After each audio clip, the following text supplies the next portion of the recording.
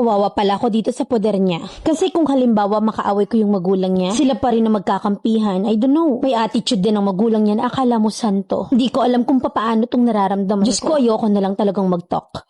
May ka-live-in ako ngayon na dito kami nakatira sa kanila. Nag-away kaming dalawa. Well, ganun naman talaga ang buhay mag-asawa, nag-aaway, diba? Pero ngayon kasi iba na as in. So ayun na nga, naglalaba ako nung time na yun at pagod na rin ako kakalaba. Hand wash lang ako noon at wala kaming washing noon. Tapos siya nagpaalam sa akin na tutulong dun sa tatay niya. Sabi niya tutulungan lang daw niya saglit at pumunta na siya doon. So ako okay lang naman kasi tatay naman niya yon. Tapos di nag-aalaw na ako noon ng labahin. Saktong nandyan siya at nagbibiro pa nga ako. Sabi niya, tapos na agad yan. Nakangiti siya noon pero sabay dagdag na. Kaya nangangati ako Kasi nakita niya rin na medyo mabula pa tapos konting tubig na lang ang nasa drum. Nakikisahod lang kasi kami ng gripo. So ako parang nagpanting yung tenga ko dahil nga rin sa pagod at gutom na rin kasi ako. Inuuna ko kasi yung laba bago ang ibang gawain at alam naman niya yon. So nagalit na siya at sininghalan niya. Sabi niya, lagi kang galit. Sabi ko naman, di sana ikaw na lang yung nag-anlaw at wala na rin namang tubig. Tapos maya-maya habang nagsasampay na ako, nasa loob naman siya tagpapakulo ng tubig. Kasi parehas pa kaming walang kape nun. Routine na kasi namin na kape muna bago magkain ng kanin, ganon. Tapos ako habang nagsasampay, iniisip ko na gutom na nga kami, mag-aaway pa ba kami? Ganon yung nasa isip ko kaya't nagsorry ako agad. Ang kaso mo, galit pa siya as in at sinisigawan ako. So ako parang naiiyak na ako kasi nagsasorry na nga ako Tapos nilalambing ko siya at nagpapakumbaba na ako. Aba, edi ayun na nga. Nakapagsalita ako ng, pagod ka nga, akala mo naman may sinasahod ka. So siya parang lalong nagalit sa akin na bakit ko daw dinadamay ang magulang niya. First of all, wala naman akong ibig sabihin sa sinabi ko. Ang alam ko lang galit ako nung mga time na yon. Na kaya ako nakapagsalita ng ganun pero wala akong intensyon na idama yung magulang niya. Pangalawa, hindi ko na nga siya pinatulong sa paglalaba ko kasi nga galing siya sa work. Nakakauwi niya lang pero inuna niya yung tatay niya na tulungan kaysa sa akin. Naiintindihan ko yun at magbubuhat ng mabigat at matanda na yung tatay niya at hindi rin naman kaya. Na sana tinanong mo din kung gusto ko rin ang tulong mo. Hindi naman madami yung nilaban ko kaya kaya ko naman pero madudumi rin as in. Kasama yung mga kumot, mga ganun hand wash. Tapos ginadji siya sa akin na kesyo dinadami ko rin yung magulang niya. Kawawa pala ako dito sa poder niya kasi kung halimbawa makaaway ko yung magulang niya, sila pa rin ang kakampihan, I don't know. May attitude din ng magulang niya, akala mo mga santo. Diyos ko, ayoko na lang talagang mag-talk. Pengi naman ako ng advice. Mamila ng hirap kasi may anak kami. Hindi ko alam kung paano tong nararamdaman ko. Hanggang ngayon ay hindi pa rin kami okay ng ka-live-in ko. Wala rin akong balak siyang kausapin. Letter sender, May.